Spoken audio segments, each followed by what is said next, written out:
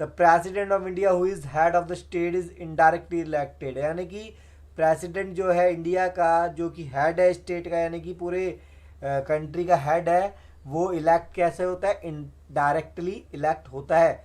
इसकी क्वालिफिकेशन क्या है प्रेसिडेंट की? कि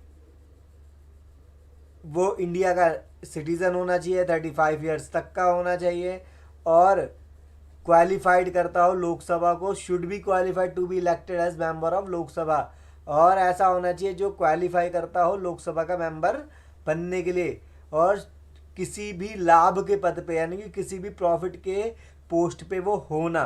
तो एक क्वालिफिकेशन है प्रेसिडेंट की, जो कि आर्टिकल 58 में लिखी हुई है। नेक्स्ट है कि इलेक्शन प्रोसीजर क्या होता है प्रेसिडेंट का? इलेक्शन प्रोसीजर को प्रेसिडेंट के आर्टिकल 54 में दिया गया है, लिखा गया है। तो प्रेसिडेंट का जो इलेक्शन होता है इलेक्ट्रॉल कॉलेज द्वारा कराया जाता है, जिसके अंदर लोकसभा के मेंबर, राज्यसभा के मेंबर, और स्टेट लेजिस्लेटिव असेंबलीज यानी कि विधानसभा के मेंबर, और स्टेट लेजिस्लेटिव असेंबलीज सिर्फ दिल्ली और पुदुचेरी के नॉमिनेटेड मेंबर्स के अंदर इंक्लूड होते हैं। यहाँ पर बना दिया गया है ओनली नॉमिनेटेड मेंबर्स।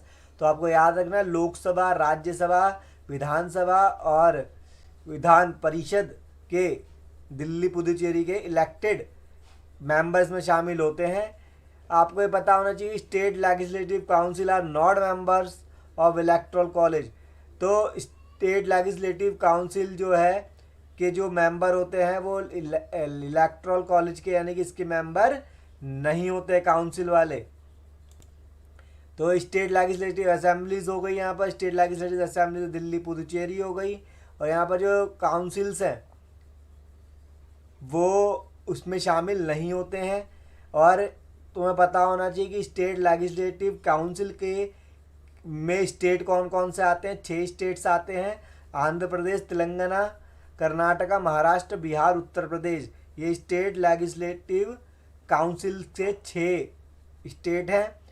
और जब इतना आपको पता चल गया है कि कौन कौन शामिल होता है प्रेसिडेंट के इलेक्शन में, तो मेथड ऑफ इलेक्शंस क्या होता है? मेथड ऑफ इलेक्शन को आर्टिकल 55 में लिखा गया है, जो कि प्रोपोर्शनल रिप्रेजेंटेशन सिस्टम के द्वारा होता है। प्रोपोर्शनल रिप्रेजेंटेशन सिस्टम द्वारा होता है, जिसमें सेंटर के 776 एमपी होते हैं और स्टेट के 4120 एमएलएस होते हैं। अगर ये एक एक वोट करें तो यहाँ पर स्टेट के एमएलए के वोट ज़्यादा हो जाएंगे, इसलिए प्रोपोर्शनल रिप्रेजेंटेशन सिस्टम को अपनाया जाता है, जो आप आगे देखेंगे।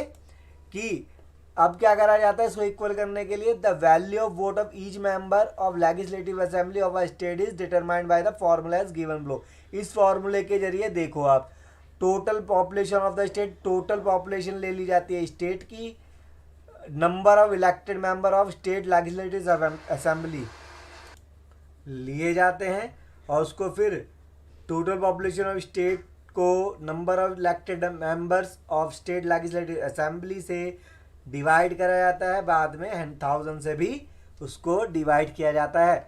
इस तरीके से एक मेंबर का उसमें वोट निकलता है, मत निकलता है। The value of each vote of the member of parliament, यानी एमपी का कैसे निकलेगा? The total number of votes of member all the legislative assemblies. Total number of votes, कितने वोट्स हैं सारी की सारी स्टेट लेजिस्लेटिव असेंबलीज के, उसको ऐड किया जाता है। फिर उसको total number of elected members of both house of parliament, तो उसको जितने भी हाउस ऑफ पार्लियामेंट, लोकसभा और राज्यसभा के अंदर जितने भी टोटल हैं उससे उसको डिवाइड कर दिया जाता है ऊपर वाले को। इस तरीके से एक एमपी का वोट निकलकर सामने आता है। तो आप देख सकते हैं यहाँ पर मेंबर ऑफ लेजिस्लेटिव असेंबली यानी कि एमएलए का एक वोट किसके बराबर होता है? कैसे निकलता है एमएलए का एक वोट?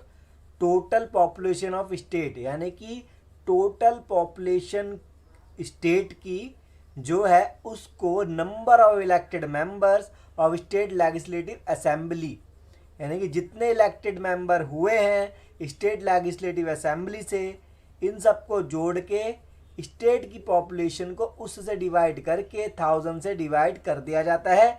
तो इस तरीके से एक एमएलए का वोट की वैल्यू निकलती है।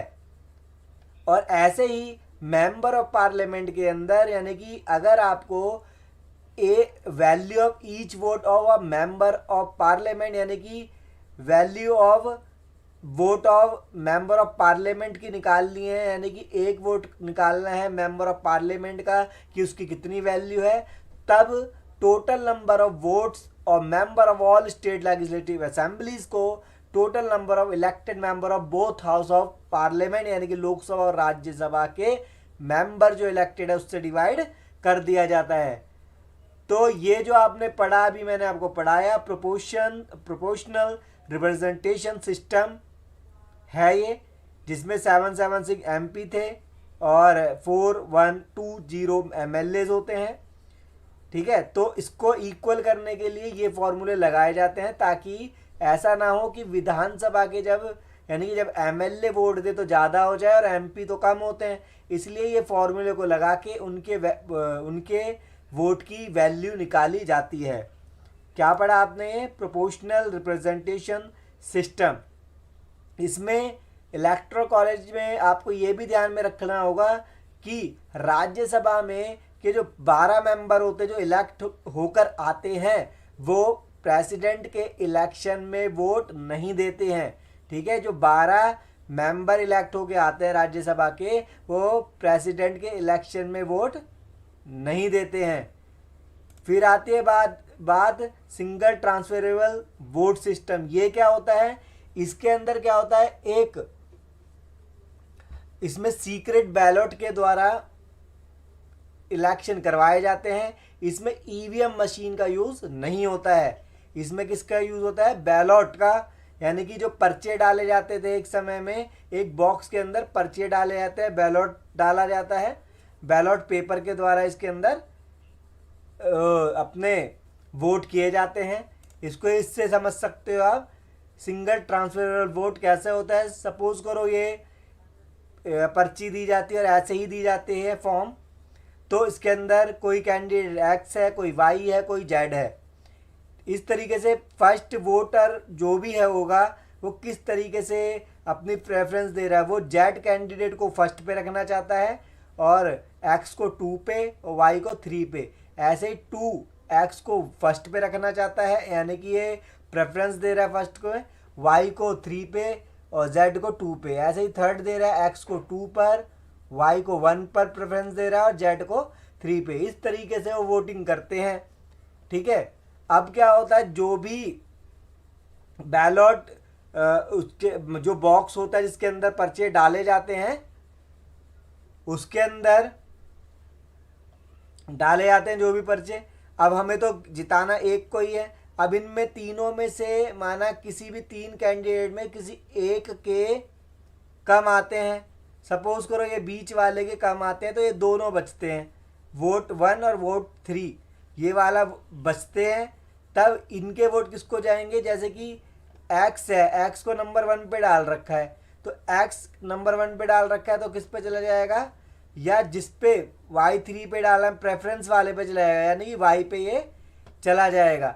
इस तरीके से बैलेट पेपर पे, यानी कि कैंडिडेट पे 1 2 3 लिख कर कि हम पहले नंबर पे इसे पसंद करते हैं, दूसरे पे से, तीसरे पे से, इस तरीके से वोट करे जाते हैं सिंगल ट्रांसफरेबल वोट के अंदर। और ये भी बात है कि प्रेसिडेंट के पास 50% वोट का होना जरूरी होता है। अगर 50% वोट प्रेसिडेंट को नहीं आते, 50% प्लस में 1 यानी कि एक ज़्यादा, तब उसको विजयी घोषित नहीं किया जाता है, यानी कि उसको जीता हुआ नहीं माना जाएगा। तो ये था सिंगल ट्रांसफरेबल वोट, जो कि सीक्रेट बैलेट के द्वारा होता है इस तरीके से। फिर आती है बात counting of votes and declaration of result. तो ये अभी आपको समझाया था, ये वही है कि इलेक्टोरल कोटा क्या होता है। इसके अंदर 50% वोट लाना जरूरी है प्रेसिडेंट का, एक ज़्यादा हो या ज़्यादा, एक से ज़्यादा भी हो सकता है। तो 50% इसकी क्राइटेरिया रखा हुआ है कि 50% टोटल वैलिड वोट्स लाने होते हैं। और प्रेफरेंसेस आपको अभी बताई मैंने यहाँ पर, इस तरीके से प्रेफरेंसेस दी जाती है कि अगर वो फर्स्ट टाइम में नहीं जीतता फर्स्ट प्रेफरेंस में तो सेकंड में जीतेगा, सेकंड में नहीं जीतता तो तीसरे थर्ड में जीतेगा। तो इस तरीके से प्रेफरेंस के हिसाब से जिसको ज़्यादा प्रेफरेंस दी जाएगी तो उस तरीके से प्रेसिडेंट का इलेक्शन होता है।